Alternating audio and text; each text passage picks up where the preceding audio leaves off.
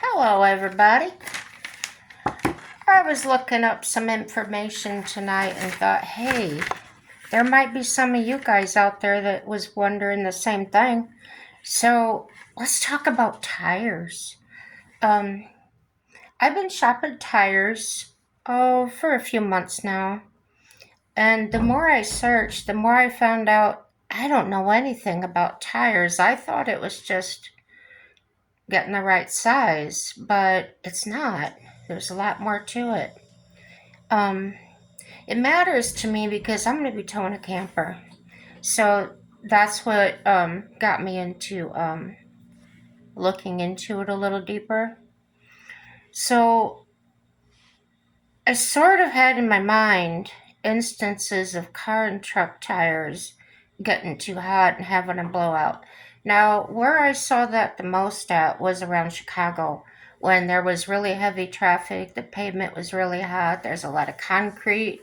Um, People putting too much stress on their tires because they're weaving in and out of traffic and really stretching those sidewalls out.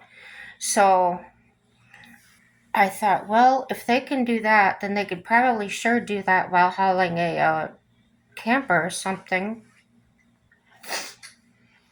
So, yeah, I still think about that. I then wondered, how would I help lower the risk of that happening? Well, I didn't look up that particular question because when I tried, all these things came up and it was like good luck figuring it out, right? Um, but I did learn about load range and carry, load carry capacity. So I said, okay, let's look into that.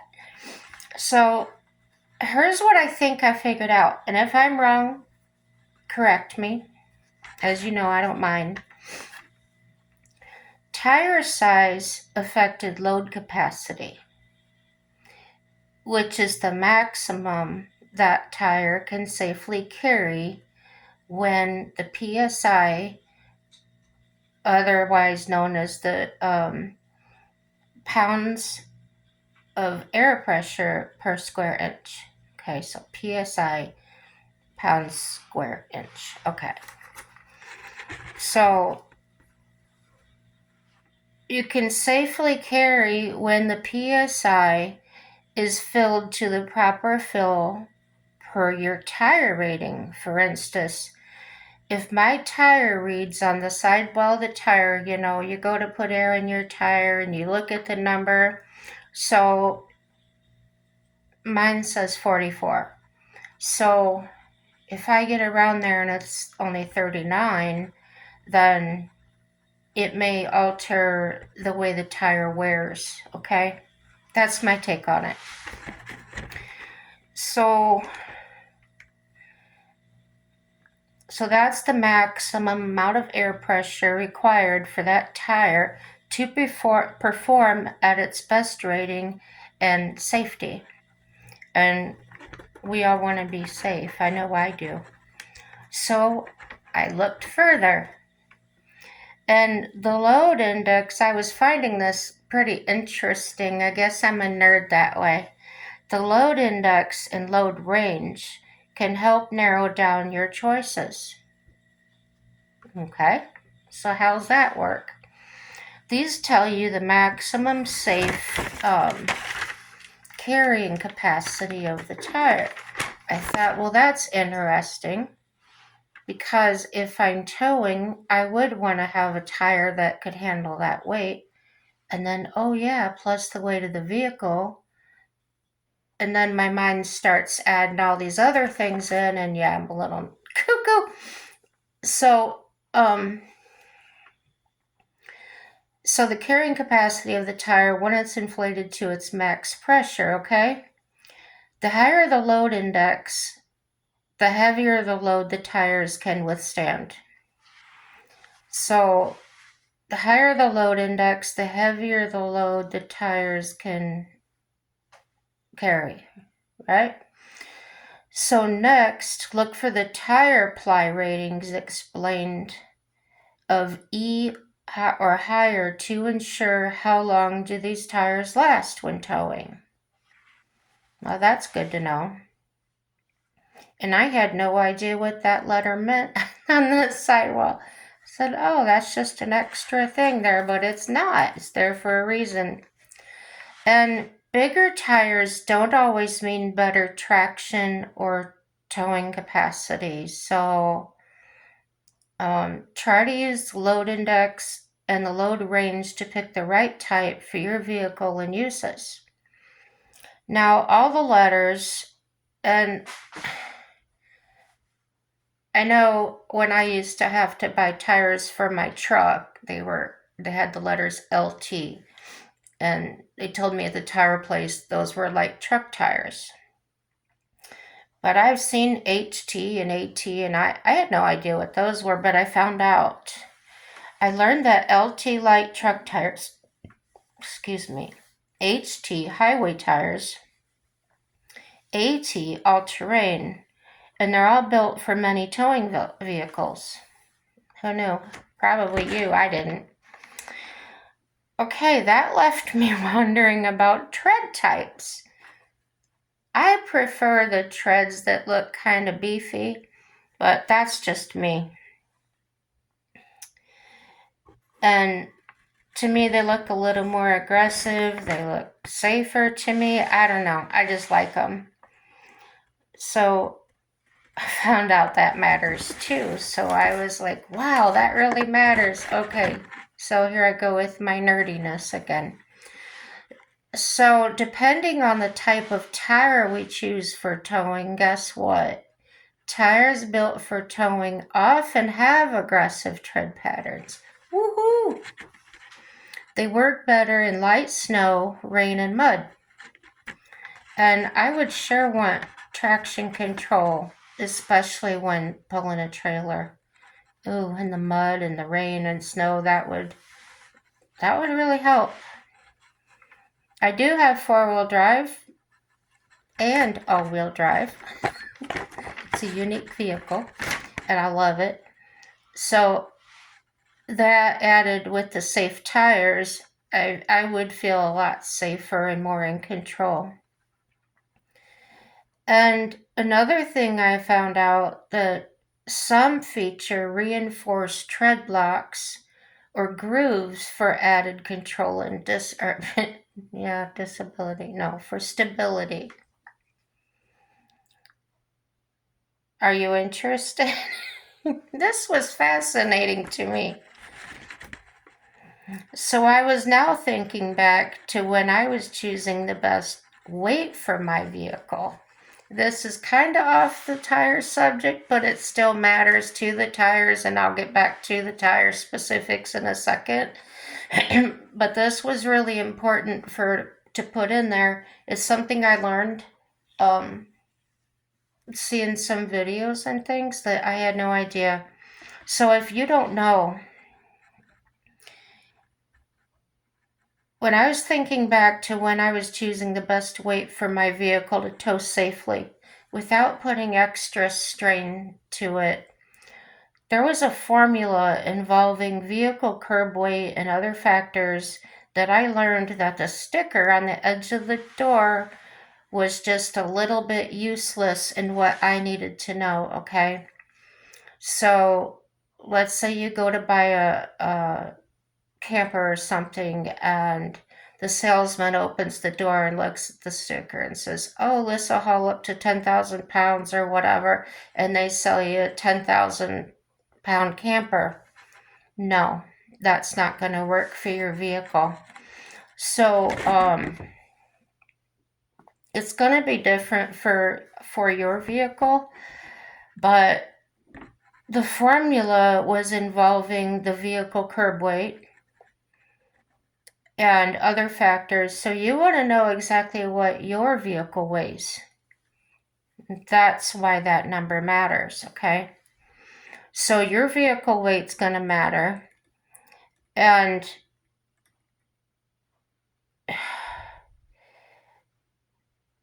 that wasn't the actual weight camper. Yeah, the camper load I can tow. So I calculated my camper weighs 1,060 pounds dry. That means it's empty.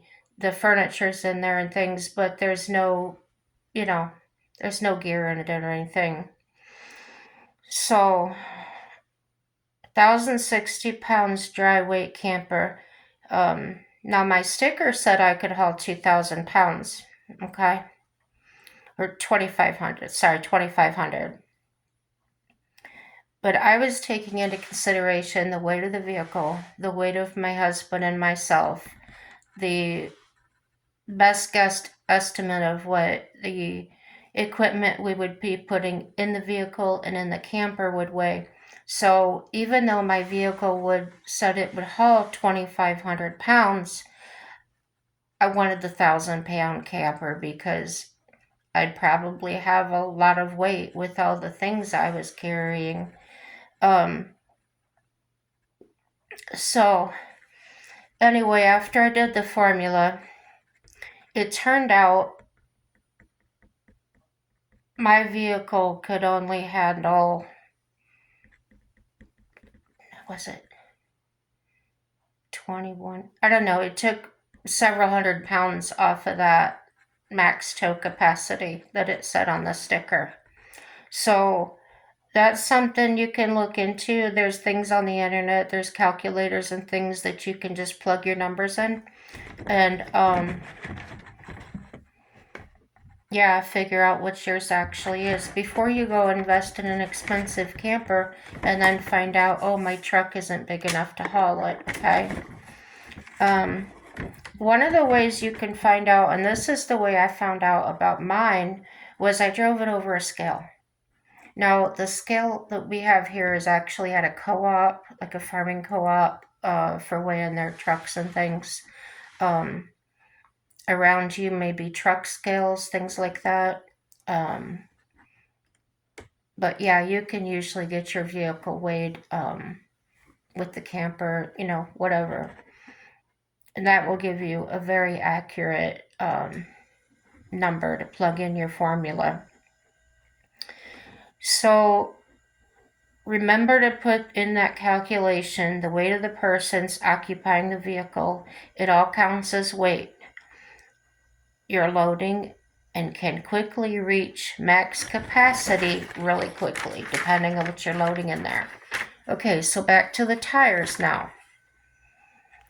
Using the load index and load range on the tires, or you can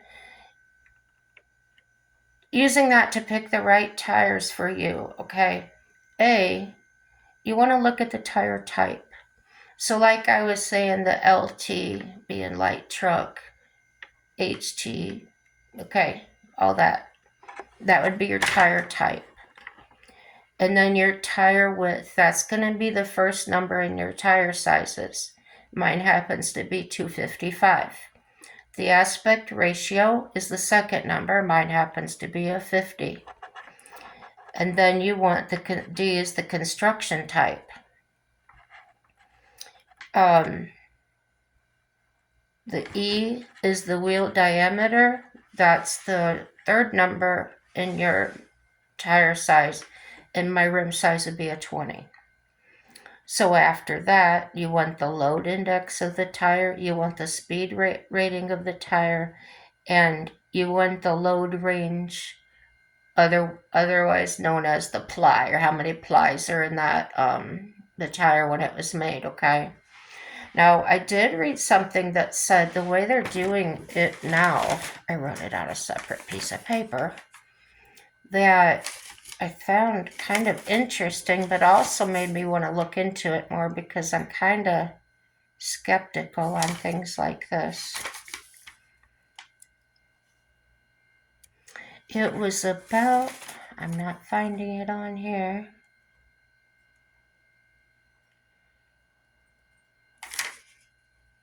Anyway, it had something to do with when you were looking at the plies, okay? There was another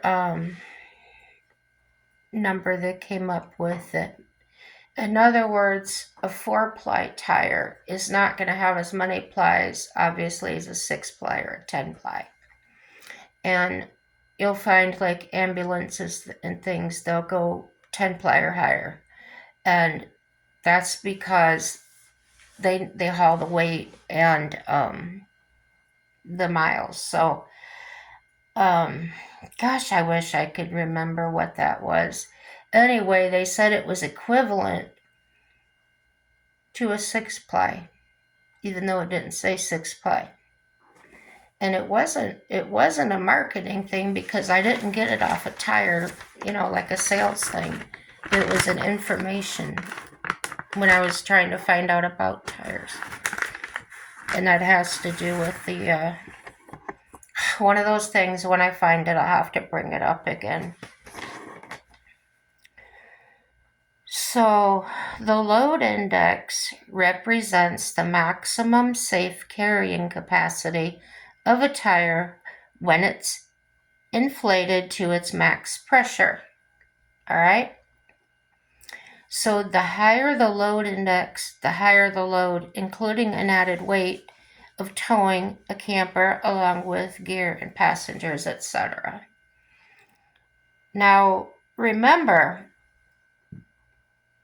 just because you got harder tires, they can carry more weight, that does not add to the weight that your vehicle can carry. Your vehicle is going to carry the same no matter what. You can put overload springs, I don't know what they do in the newer cars, but you can do all that. But a mechanic told me it's still going to be the same rating for your car. All that's going to do is hold your vehicle up higher. It's not going to change the capacity that your vehicle can haul, okay? Load range, that would be, for instance, like the H I told you about. That would be just a letter on your tire. And it's found on some tires, shows the actual carrying capacity and overall ply ratings. So when you find the letter, you can look up the letter or ask the person that's selling you the tires exactly what is this rating, okay? And they will tell you.